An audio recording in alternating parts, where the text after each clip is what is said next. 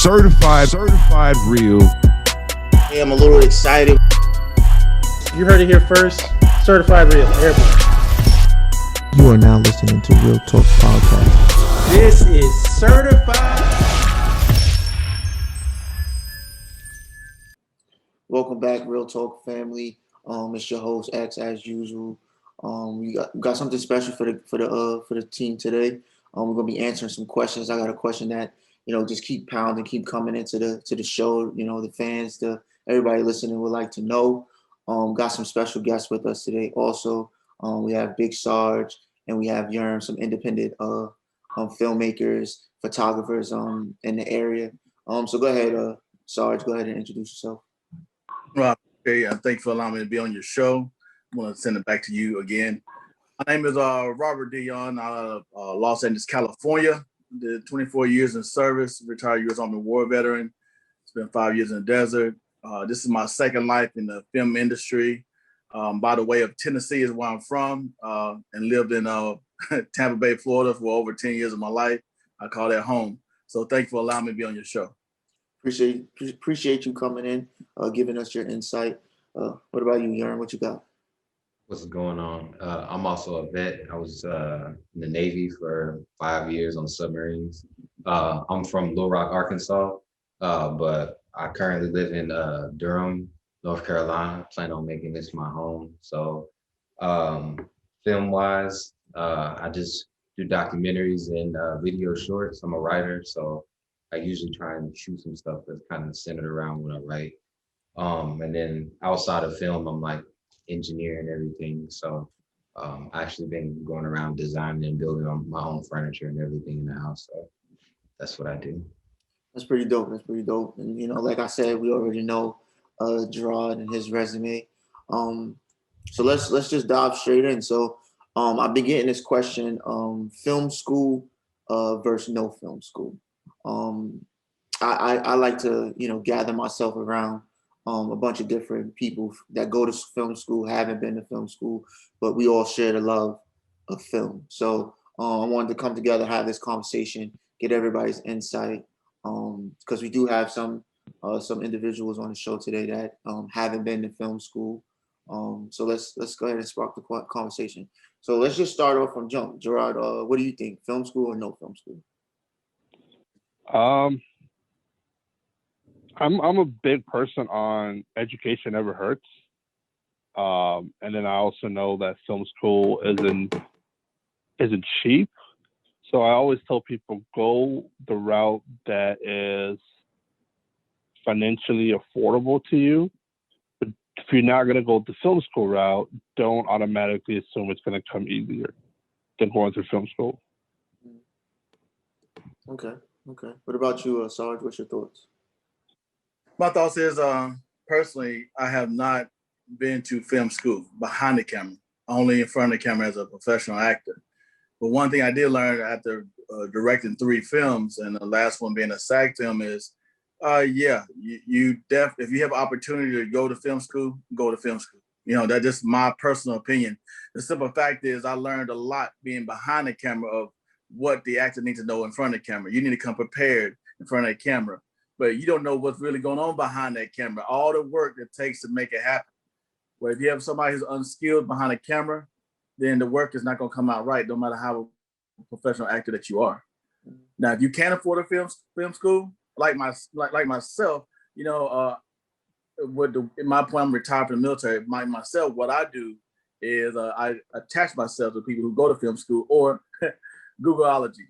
I have a Googleology degree, PhD in Googleology and YouTubeology. So that's how I also able to learn. But at the same time, Google and YouTube doesn't give you that one-on-one personal touch like an instructor would. So if you have an opportunity to go, definitely go. All right. What about you? What's your thoughts?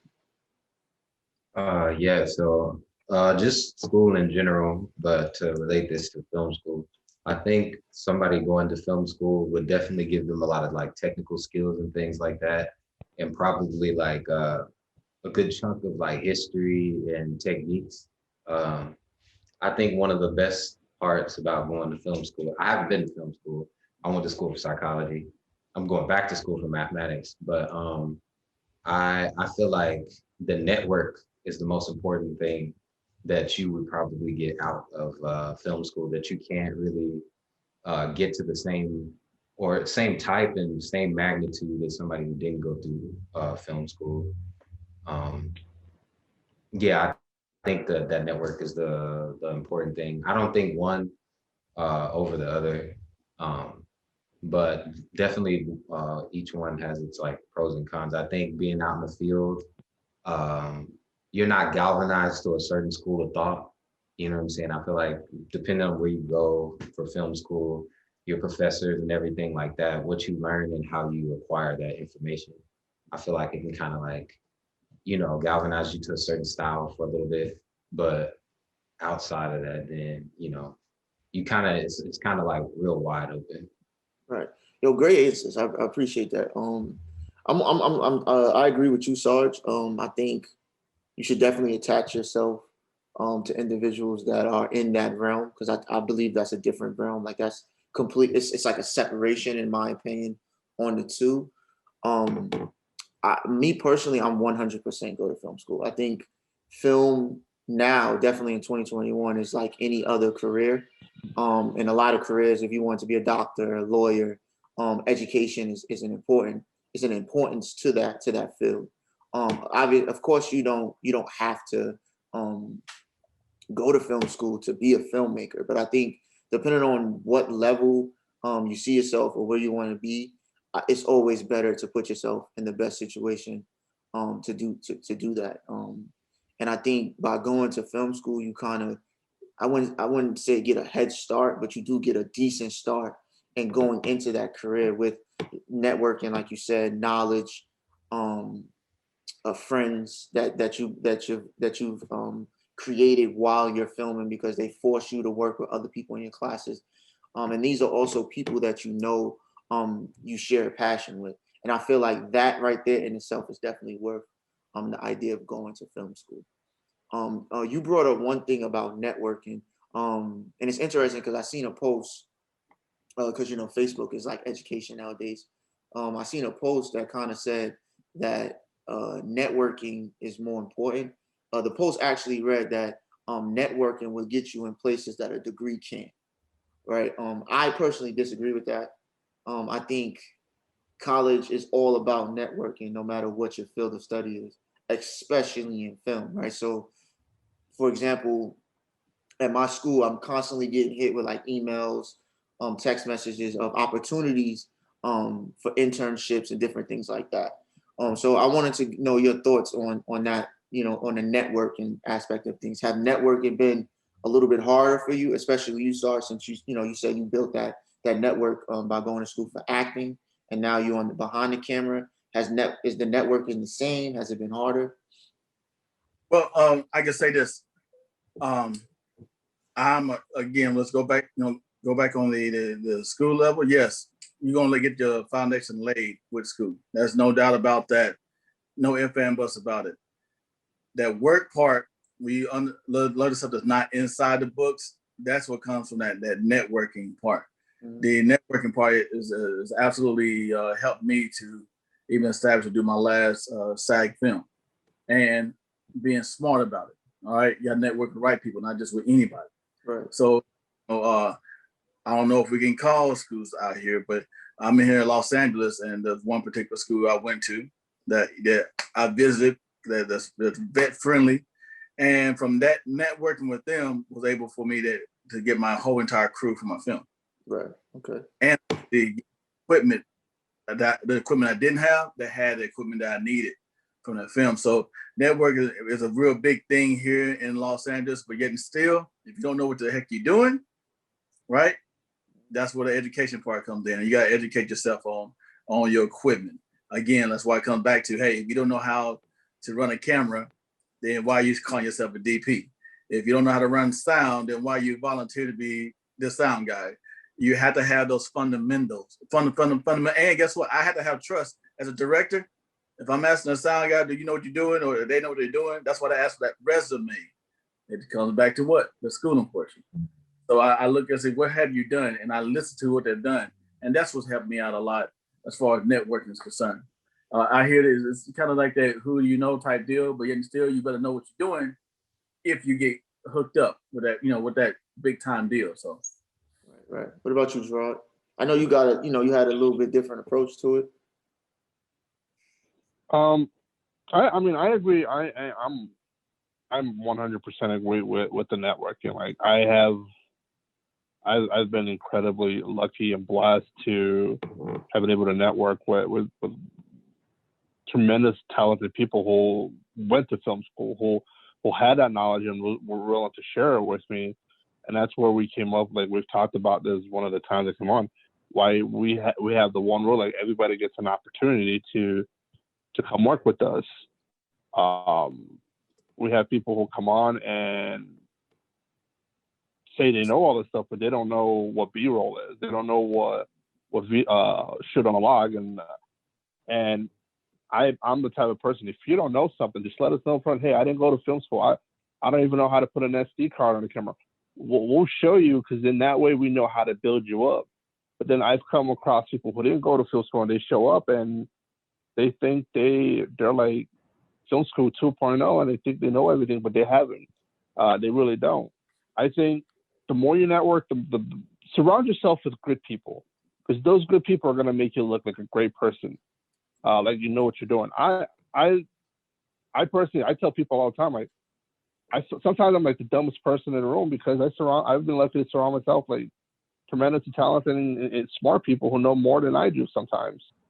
So networking is the key to succeeding in this industry, because you're not going to make it alone. You got something to add to that? Yeah. I was just gonna say I actually agree with the quote. Yeah, I actually agree with the quote that networking will get you places that a degree won't.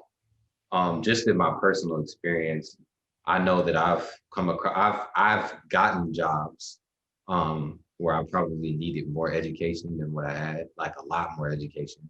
And just because people knew me from the past or knew, like, I had somebody, but still school, I'll still go back to the whole school. School, I feel like it's like, I'll say it's superior in networking with people, because just on a normal every like day-to-day basis, like if you're a person like me or somebody else who has a whole nother job outside of film, you might not necessarily have the exposure to other people in the industry as heavy as somebody who went to school. In school, you literally have your instructors who are there to teach you. You have other students. You have like probably guests and people passing through the school who have like a wealth of information and techniques and history and stuff like that that they can offer you. You know what I'm saying? It's just kind of like this big meeting ground where you can just go and talk to anybody and get all like just constantly pick people's ear. So I think school is like superior in terms of like networking and stuff. But that networking will also get you into places that like if you don't take school seriously, and I've seen this even in just my undergrad studies, if you don't take school seriously, you don't go out there and meet people, talk to people and stuff like that, talk to your professors and everything, it's gonna be a waste of a degree to, you know what I'm saying? It's like you paid $40,000 for a piece of paper. And it's like, well, who do you know? Who can you hit up from your university and say, hey, like such and such, like, you know, I know you're doing this or whatever. So I think networking is a pretty big thing. And I think that school is one of the things that provides that. I definitely agree. I think it plays hand in hand more than some people may want to admit to it. But I think I don't like to say that maybe a degree would make things for you a little bit easier, because that's not 100% true. But I do believe, like Gerard was saying, that having somebody with a degree on a team is definitely going to help you, especially with the networking, especially today where positions you can't even apply to the position unless you have that piece of paper. And then, of course, you have some people that's more, talk suave than others and things like that. So the degree in those hands is needed. You like me, I'm more of a talkative person. I'm a little bit more comfortable, going up to somebody and asking questions. How do you do this? What's a Dutch angle? What's this? Things like that. versus somebody else who may not be able to have that function or be comfortable doing that. That degree may be able to put them in that room to give them the floor that they may need to move forward and get their stories told. And I do think that's important. Another thing that I do get a lot is people use people that they know that are successful in the industry as examples on why they don't need to get a degree, right? Like, Quentin Tarantino doesn't have an MFA. Other individuals like that don't have MFAs. Why should I get an MFA? When you hear that, what's your thoughts and what do you think about that? No, go ahead. I was just gonna say, I think people who think that are thinking of a different time in Hollywood. They're thinking of a different time in the film industry. It's gone from who you know and what you wanted to do to what you actually know and what you're capable of doing. So like I've talked to people. I've looked at trying to get jobs with some of the bigger studios, and they've always said, I got hit with which college, which film school you go to. You may eventually get there. You may eventually be like, oh, I made it and I don't have a degree, but it's going to be hard. You're not going to learn everything in school in 4 years, 8 years, depending on how much of a degree you want to get. But you're going to have to learn if you ever want to make it there. You're gonna have to pay your dues one way or another to get to a Tarantino or a Spielberg level. What about you, Sarge? Myself personally, you have just like in the NBA, you have people who have the unicorn effect. They come ready. The packers are. They don't need film school. They don't need acting school or anything like that. Like, for instance, a lot of people don't know Will Smith still goes to acting school. Mm-hmm. A lot of people say he currently goes to acting classes. That's crazy, right? That's the way he's making all. Yeah, he still goes. Then you have others that's out there that don't have to do so because it comes naturally to them. And with being a person that's been blessed in that form of matter, still, even if you're blessed in that matter, you still have to go back to what? The books. You still got to learn so you can make it in advance in the industry. So it's no matter what, it does go hand in hand. You still got to fall back. Like myself personally. Being an actor is one thing. Okay, learning the art and craft is not just saying words. You bringing a character to life. You're a storyteller, bringing something off the page to life for people to believe. If I can make you cry, if I can make you laugh, if I can make you pissed off at me or angry at me, or if I can make you like want to join me in my adventure or want me to see me dead, then I have won that battle from bringing off a piece of paper to life, right? But I had to learn the art of doing that. Same way, if I get behind the camera, I learn, whoa, it's more than just directing. You got to learn everybody's position so you'll understand how to talk to them. They'll know automatically if you are a novice or not. They'll know automatically if you don't know what the heck you're talking about. Just soon and action. No, that's not. Everybody realizes you don't want to say in action. All right, mm-hmm. Just little things, just the little smallest things. But that's what you learn in school. That's a whole idea. And that's the whole idea. If somebody has a unicorn effect and they're able to have that part where they had to, like you say, be savvy with their words and learn how to bring people together, they still got to learn what they're doing, or they're going to be the same level. They'll never advance. And then people will figure it out. They don't want to work with it. So that's why they continue on. Yeah, I definitely agree. Especially what Gerard was saying. I think people still have this idea that film is easy, and lack of words. I think as time come on from the 70s, the 80s, 90s, that they found a way to make a lot of money doing film, right? So they took it from an art. At first, it's an art, like we're showcasing an art form, to we're starting to tell more stories as we go along. So now this is really profitable. And I think when it comes with it being really profitable, people want security. and what they're, putting their money into, right? So, these films getting, $200 million budgets. There's a whole team of marketing and mathematicians or whatever the case may be that are calculating how much money they put into the film to how much money they're getting out, right? So people are not putting up $200 million films, for individuals that just want to go outside and have fun with the camera, right? And I think people outside of the community are starting to slowly realize that this is really a business, and there's some real education and educators and money behind it, and there's a formula that you will learn by doing it, and by going to school. So that's one reason why I wanted to have this conversation, because that kind of comes out as we're having a conversation that there's really a formula behind everything that we do, right? Like, so that camera is on this angle, on this tripod for a reason, to get out a certain story or a certain message, and there's a reason for that for every angle. And you have to learn that stuff if you want to be on that level. And a lot of times people want you to know that already before you're actually on the film set, right? Like, so like not everywhere is a place to learn, right? Like when you go to work, you get hired to do certain things. Sometimes they train you, but sometimes you should already know this, right? Like you should already know that you got to do this, that, and the third. So do you think that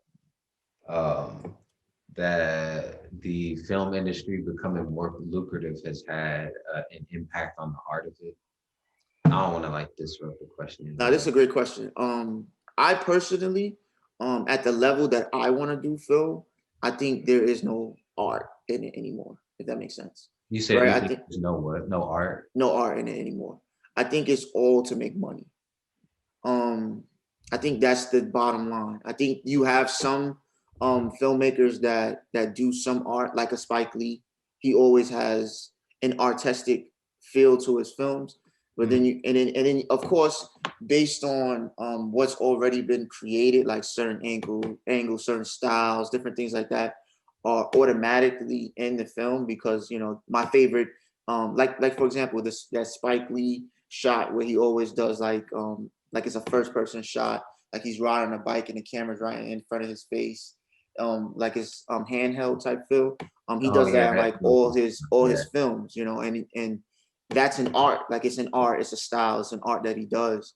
But you don't see that in every film. Like you don't see that in other people's films. Like when you watch, I don't know, you watch a comic book movie like Thor or something like that. Like, yes, they have beautiful shots, but a lot of times those beautiful shots are because they're using a $50,000 camera, right? But the point of the film is to make money. You know what I'm saying? I think that's foremost at the top. And then I think the second, depending on who's making the film, is representation, right? So like, which is a big, huge thing where they want Black people to look a certain way. They want Asians to look a certain way. They want the gay community to look a certain way. And so I think those are the top two things. I think art is like last. I think people who make film for art, they don't make a lot of money off of it, if that makes sense. What are y'all thoughts on that question? I think to jump on that question, I think I'm going to break it down to like Hollywood, the big budget films are like superheroes, the Fast and the Furious, the Supermans. Those are getting the $200-300 million budgets. Easy. To me, they're entertainment. They're not art. I think the B-level films, like the stuff that we do, because we're trying to prove ourselves, but we're not trying to sell out right now. We're all trying to show, hey, I can do this. I've been lucky to have worked with Sarge and X, and I've seen the crap that you guys put in and actually planning out a shot to try to make it as artistic and as good as possible. Like to this day, one of the best shots in Desolation Neighborhood was that one that X did where you came out from behind the car and you did that pen up. I mean, that shot was amazing. And I've seen some of the stuff that Sarge has done. So it's like I think that the B-list, the C-list filmmakers, like the indie people, we are trying to still keep the art alive. Hollywood is just, hey, how much can we make out of this? Because we got to pay back executives, shareholders, actors. We got to make sure we make enough money to throw it back into the sequel. Because you're not gonna make Superman or Thor or anything of those. But like, okay, let's see how it does before we. Like, you already got 3-4 scripts right now, and you need the money for that to come out of the first one that you make. And to tack on to that, the movie industry and storytelling is the oldest art form on this earth, even with biblical and spiritual. Mhm. Well, even if you don't mind me, even the Bible itself is built off of stories. Stories from Genesis to Revelation, the whole entire book is built off from stories. So the art of storytelling has been going on for the beginning of time, passed down from generation to generation. Now, when it was able to be put on camera, yes, a lot like Gerard said, a lot of people want to do it for art form of their viewpoint of what they're saying, like the Spike Lee. You know, so this is my viewpoint from New York, and this is how we see it. And then like myself, you know, having putting a spotlight on human organ trafficking or something. Yes, that's still the art form. But yes, it's a money maker because to this day you can turn on the television and that's all it's all about: selling products, selling toys, selling merchandise, selling shoes. It's all what tied to this industry. And I hear that's all it. I hear now. I can safely say, you know, that's what it's all about. How much is this going to make our company? How much is this going to make our company? Now, even if it makes a certain amount, we'll still cancel your show. Mm-hmm.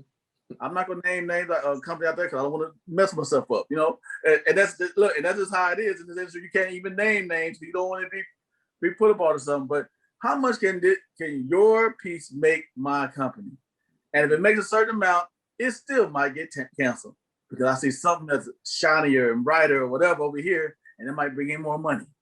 Mm-hmm. But it's going to continue to be that way as time goes on, even more so. Like Gerard said, hey, any movie that's less than $200 million out here is a low budget film. Did y'all know that? Even if it's $50 million, mm-hmm.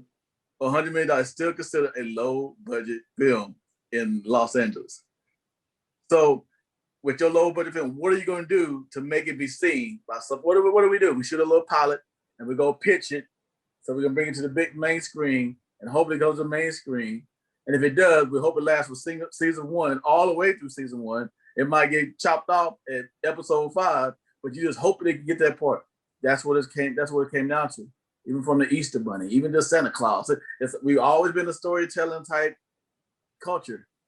Mm-hmm. So you have to find out what you want to do as a person. How do you want your legacy to be left behind as?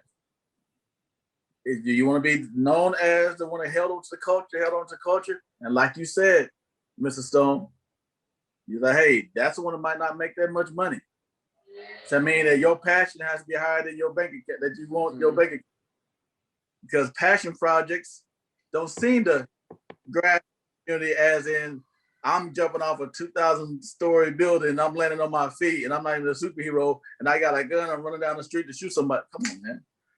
But people will watch it. You know, I don't think sagas, but they're on a saga 10, about to come out of saga 10 of a fast driving show again with another with a wrestler from a very famous wrestling company. They won't let it die. You know why? Makes money. You'll go see it. That's the end. And guess what didn't die in the pandemic? It only transferred. You don't have to go to the movie theater. You can watch it from your home. Because they got to make that money is too big of an industry. So I understand what you're saying, Mr. Stone. Definitely. It's funny that y'all brought up in this conversation so far. Y'all brought up some things. I do want to touch on the streaming part because I believe because film switched over to streaming, it makes it even more important to get your education because that's a whole new realm that we're playing in, right? So that's a whole new access. So more films can be made, which means they need more people to make films, which, you know, opens up for more school opportunities and stuff like that. So I think that's another reason that's very important why you go to school, because you might not be, you know, us sitting here want to be directors and filmmakers. We may never, ever be at that Spike Lee level or the Quentin Tarantino level, but that doesn't mean that we can't, get our films on like y'all have on Amazon or on Netflix or Hulu or these other streaming websites, which is a whole nother stream of income, So I did want to touch on that streaming aspect. So what are y'all thoughts on that streaming aspect? Like, I think it's important. I think it's needed, and it even, like I said, it empowers and put more emphasis on the fact that you should go and get that film degree. What are y'all thoughts? Because there's more security there. Like, you got more job options now with the streaming network. So what are y'all thoughts on that? What about you, Saul? I like. I'm gonna I say. like. Oh, you got. No, I was about to say I like the streaming platforms just as for me as a consumer. I know that with these streaming platforms, it gives people the convenience of seeing my art per se. You know what I'm saying? Because without Netflix and like Apple Music and all these other things, like I know for sure that I wouldn't have gone and like listened or watched I've watched a lot of Nollywood films on Netflix, right? Mm-hmm.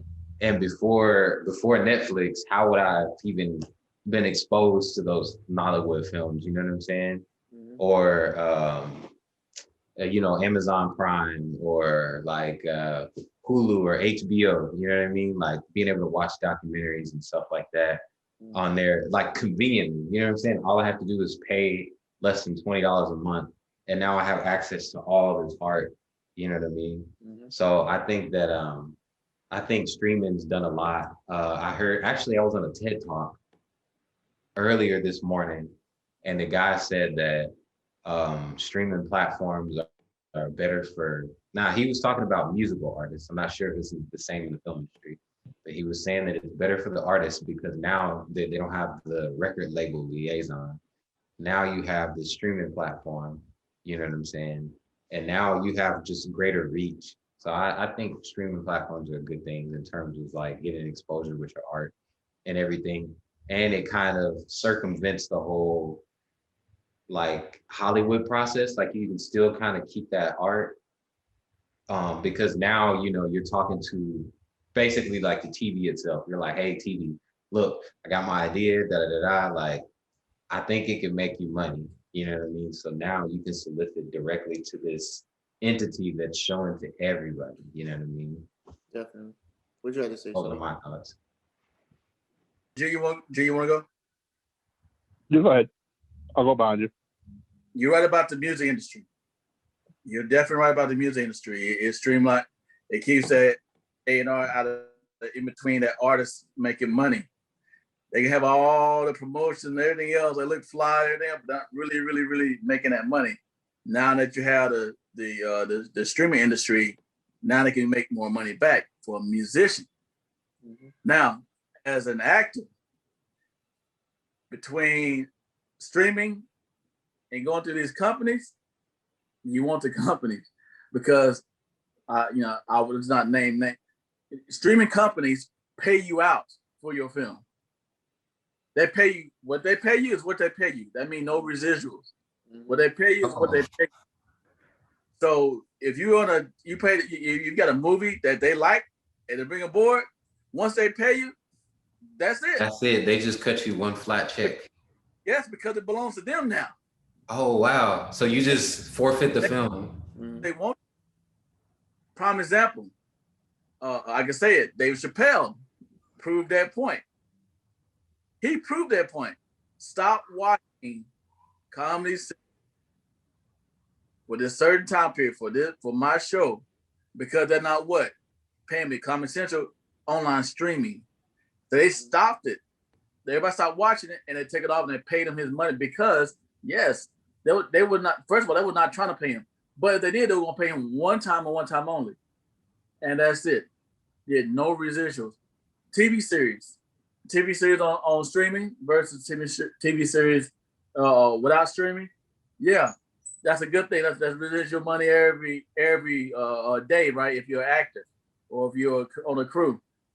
But what if that streaming company, I'm being very cautious about saying, decided, hey, even though it made this much money and you're doing good, we're just going to cut off and go grab something else.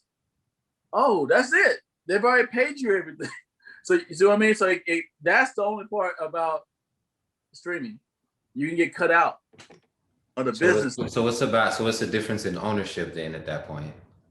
The ownership is if you are an actor, or if you're you're an actor or artist, and it's not on a streaming platform, you can get those residuals. Now listen, trust me, y'all, please fact check me. All right, I want that to happen, Mr. Stone. All right, definitely.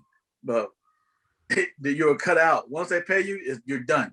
So that's why we lean away from it. Even though some of the high-end A-list actors want to lean toward not going that route. They want you to go to the movie theaters, right? They want you to go buy the DVDs. They want you think about it. You don't have to buy DVDs anymore. Even if you do, if you buy it online, right? They're streaming, they still got to give a portion to the streaming company. And then they get that little portion. So yeah, it's pros and cons and everything. Will your face get shown and will you be out there? Yes. Your name will be out there the whole 9 yards. But how much do you have to sell just to get that amount of money you're looking for, right? And that's what it comes down to. Even if you're if you have your own streaming channel, there's so much you have to do to keep that streaming channel going. Gerard knows what I'm talking about. You got to have so much to go into just to keep that channel going. But then you paying this person, that person, even though it's a streaming channel. So you have to look at you have to look at it as what's going to be beneficial for you and your company or you as an individual before you move forward. Now, still tie this to education. That's where the education part comes in.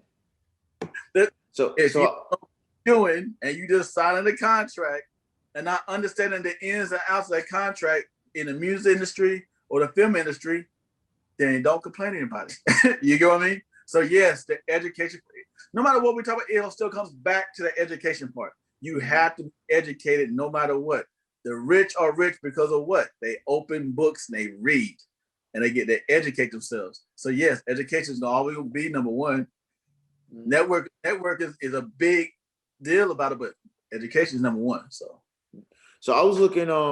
I agree with you. I agree that it's what we do is a contracted world, right? So you sign a contract, you perform a job, you get paid, you move on to the next thing. I was looking at it more so as it gives you other opportunities, right? So like I 100% agree that of course you got to sit down, read your contract, know what you're signing, know what you're doing, understand the math, understand the formula behind it, and put your best foot forward.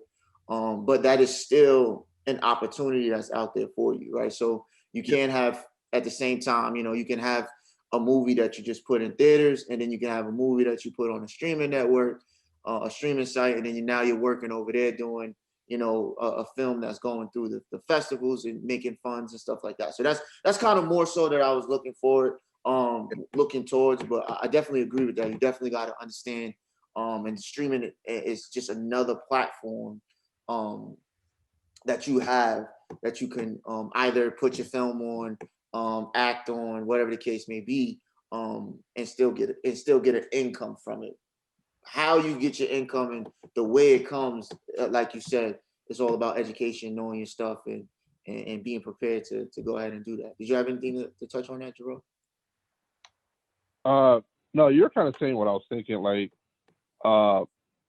anyone who's an indie artist, if you make a movie, don't even dream about watching it in the theaters unless you rent it out to do a premiere for you and your team. But with streaming, the opportunities are endless because you have. It seems like everybody nowadays you got Disney, you got Netflix, HBO Plus, Paramount started one now. Peacock, Discovery, Paramount's coming out with one, MTV's coming out. So I think there's a lot of streaming out there. There's no reason why if you make a good movie, you don't have an opportunity for yourself at this point. You shouldn't be like, oh, what am I gonna do? Like, pick up the phone, call, like make phone calls, reach out to these people. There are opportunities out there for you. You just got to be smart of the way how you do it in the back end. And I know we're going back and forth, and I agree with the Sarge thing. If you're an indie artist, before you sign a contract with any distributor, with any streaming channel, hire an attorney. Let them deal with it, because there are loopholes where you can get royalties after it. Like look at I'm just thinking about this because we're talking about streaming. Quiet Place 2 that just came out. Yeah. That was supposed to go straight to theaters.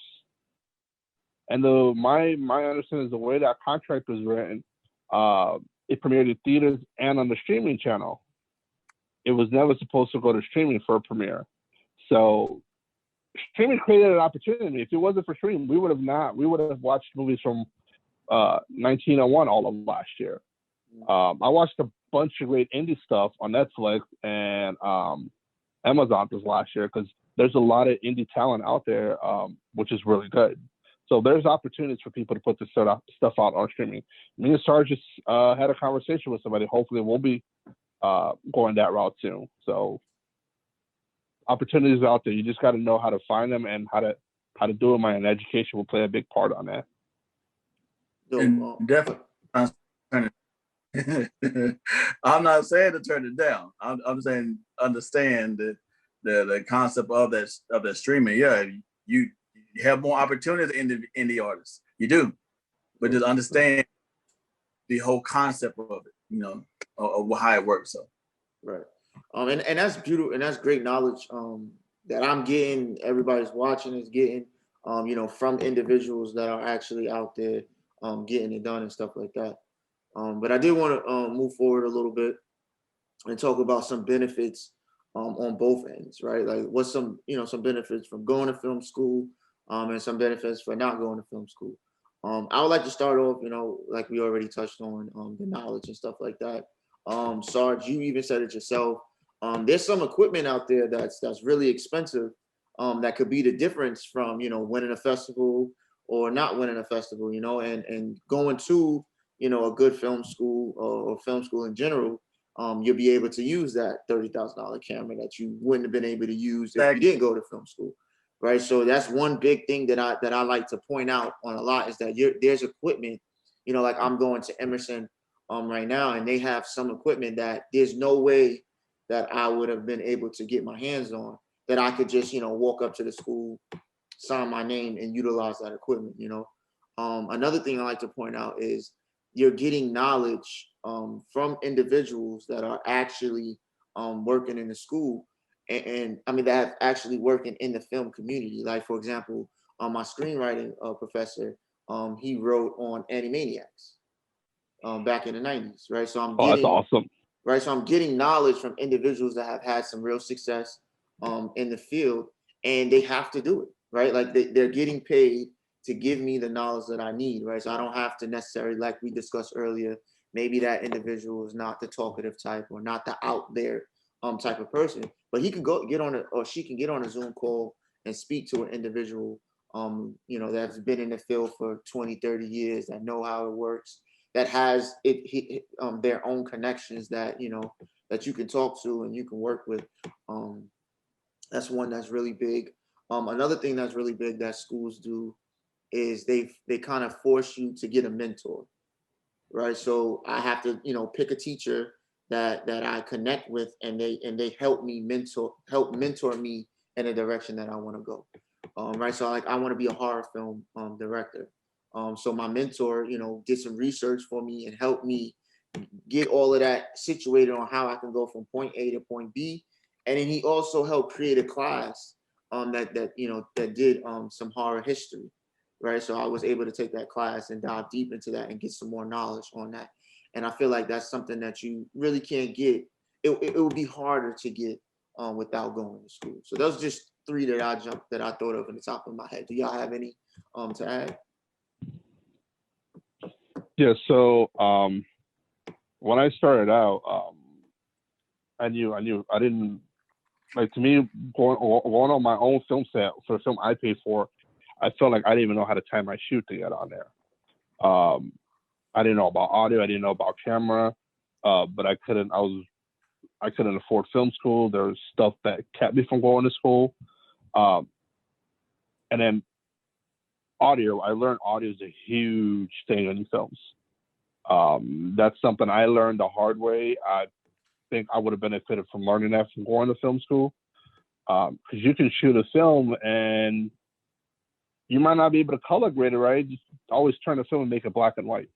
You can cut scenes to make the story flow, but you can't edit a film with crappy audio. That was one thing I would have learned quick. Same thing with lighting, and a lot of like the pronouns and lingo that goes on a film set. I think I said in the beginning, the first time I step on my own set, like, oh, get the slate, we're gonna shoot it on a vlog. We need a jib, we need the dolly. I'm like, what are we talking about? Like, I'm just writing checks for this stuff, and I have no idea what it meant. So I think, like, had I gone to film school, I would have been more comfortable learning that stuff.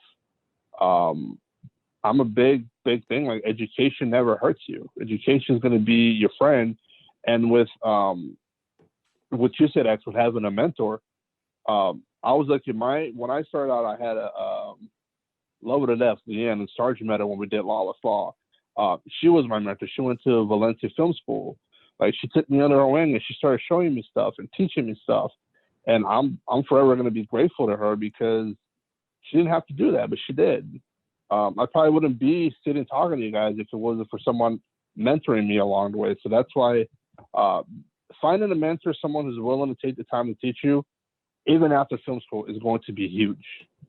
And always, wherever you do in this industry, always be humble, because someone is always going to know a lot more than you do. What's your thoughts, Aaron? You got some thoughts on that? I completely agree with y'all about school and everything like that. Me, I didn't go to school. I would say I knew a lot of that stuff only because I think people who don't go to school are extremely aggressive learners, and they have a lot of time to learn. Me, a lot of the stuff I learned was actually like just staying up late in high school. I used to watch mad music videos. I'm talking about, like, I used to watch, like, that was my pastime. Me and my cousins, we would sit down and we would analyze these music videos. So in high school, I wanted my videos to look just like the music videos. So any difference in the music videos, like the cut scenes, how they tell the story and everything like that, I wanted to know why. Like how Gerard talked about audio. When you're shooting a film or a documentary, if you don't have good, you can have really, well, I don't know if I'm allowed to curse. You can have really terrible, like, picture quality.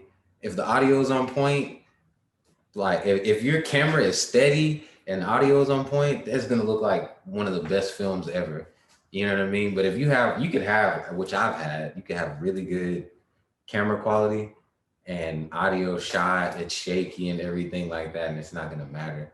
You know what I mean? So I don't know. Like, I agree with everybody about it. School definitely guaranteeing that you get the meat. You know what I'm saying? That foundation. Somebody outside of film school, they might be very talented and they might know a lot, but there's going to be like some holes because with everything nowadays, everything's standard, right? How he talked about like a lot of the pronouns and like lingo and stuff they use off or on set.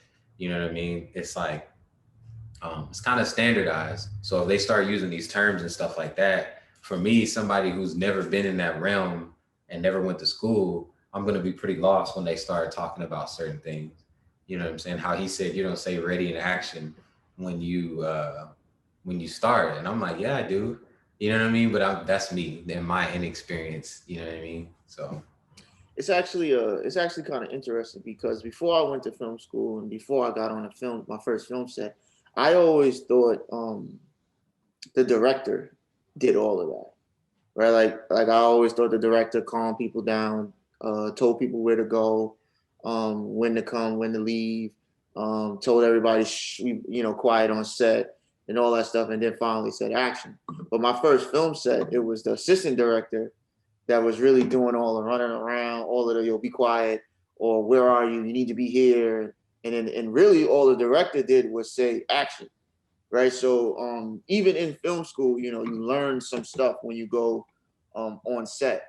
So I thought that was actually interesting when you bring up the lingo, because everybody does it a little bit different, right? Because I'm sure a set that Gerard is in charge of, runs a little bit different than the set that Sarge is in charge of, right? And then different from the way I do it, right? But like you said, there is some lingo that if I spit out this information, you know what it is, no matter what set you're on. Did you have any thoughts on that, Sarge?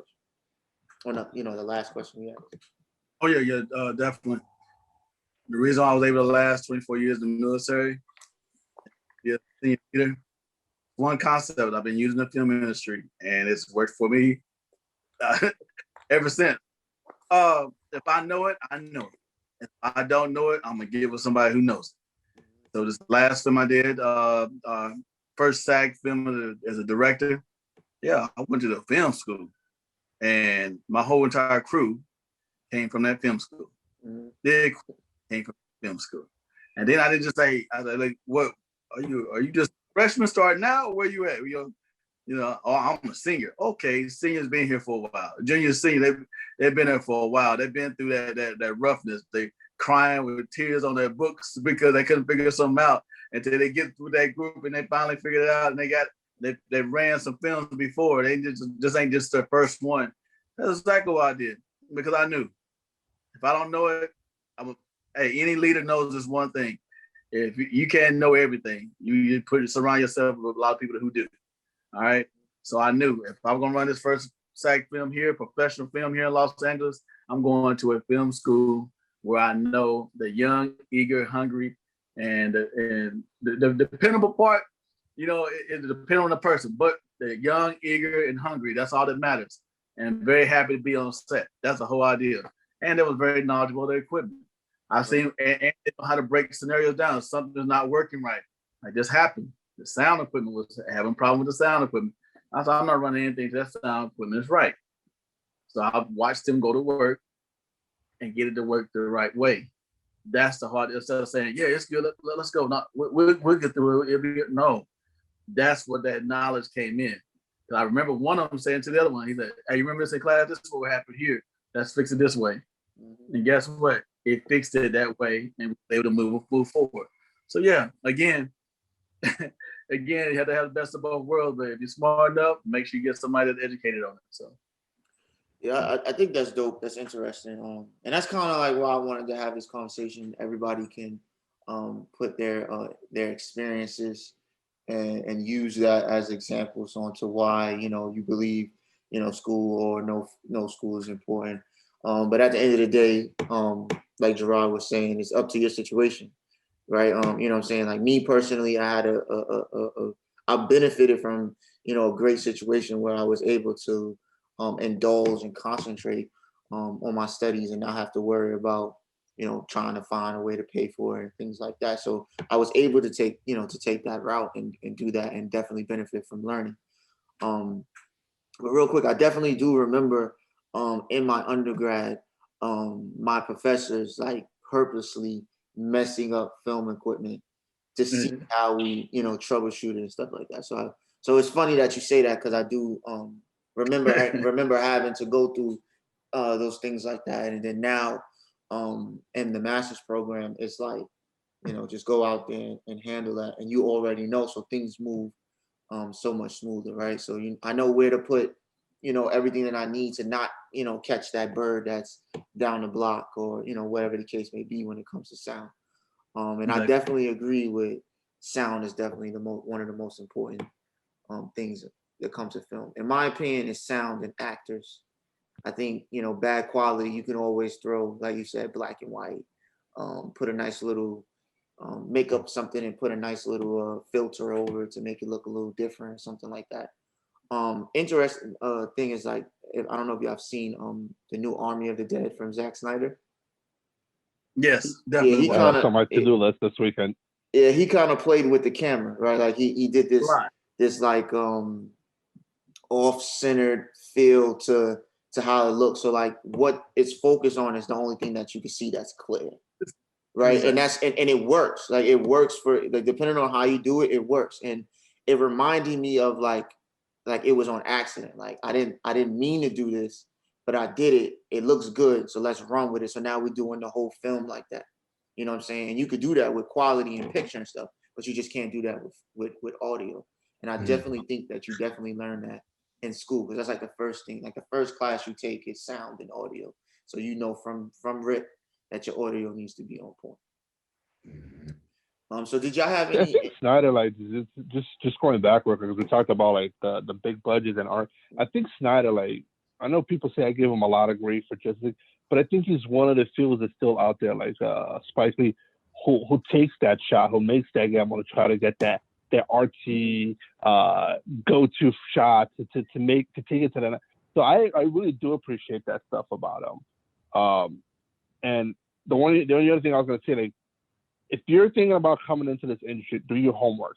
Really, really research if it's what the, because you're not gonna go from doing your 9 to 5 to getting that $20 million paycheck a year. You're gonna work that 9 to 5, and I think military is the one that sacrifices the most as far as career goes. Military, the medical. Because you don't know what your schedule is going to be. Military, you might be hanging out at the beach till you get a call, hey, guess what? You're going to war. Go pack your stuff for you're shipping out. Doctor, you might be getting ready to go on your boat. Guess what? Car crash on the 275, you got a brain surgery in 20 minutes. Film school, or filmmaker, you're going to work your 9 to 5. You got to come home and do your homework. Study on camera, study on shots, watch films. Like, people hate watching movies with me sometimes because I'll be watching, I'll see a cool shot. I'll rewind until I'm like, I'm gonna try that. Like Sergeant testified to this when we did the 360 shot for Gone. People fought me on the shot. Like, no, don't do it. When people watch the shot, they're like, we got told this in New York.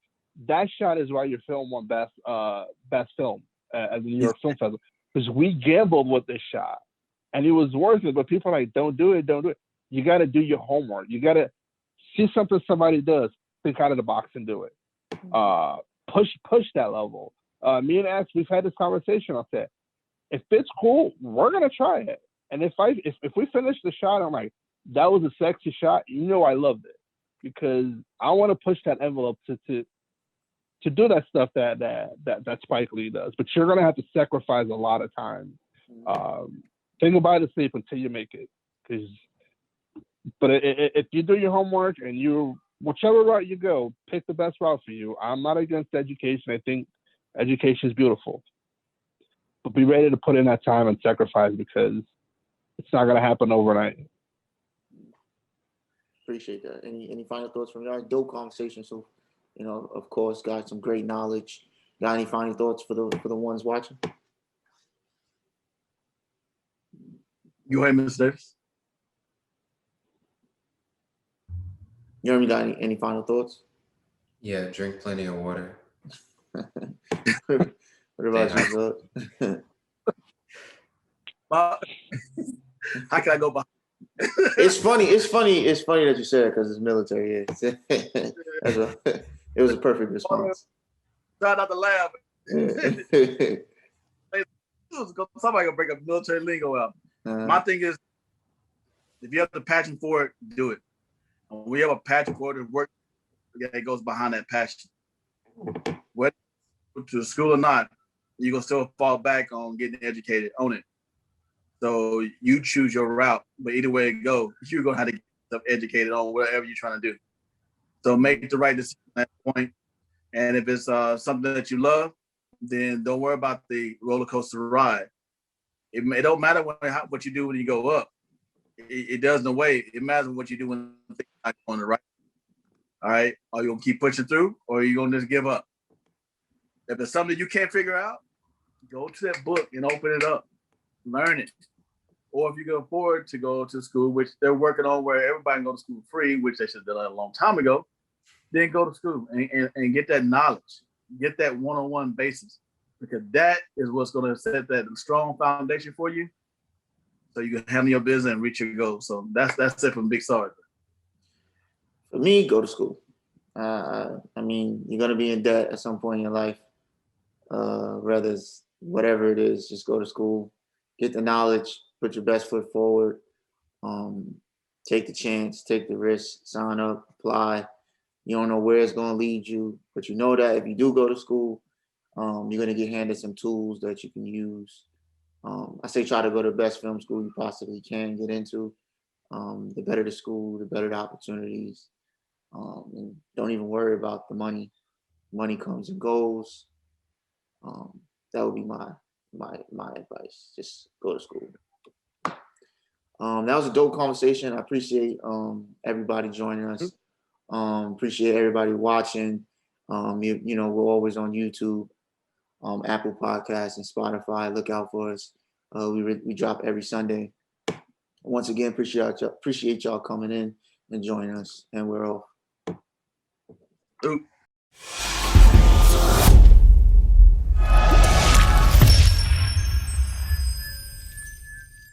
Certified real. Hey, I'm a little excited. You heard it here first. Certified Real. Everybody. You are now listening to Real Talk Podcast. This is Certified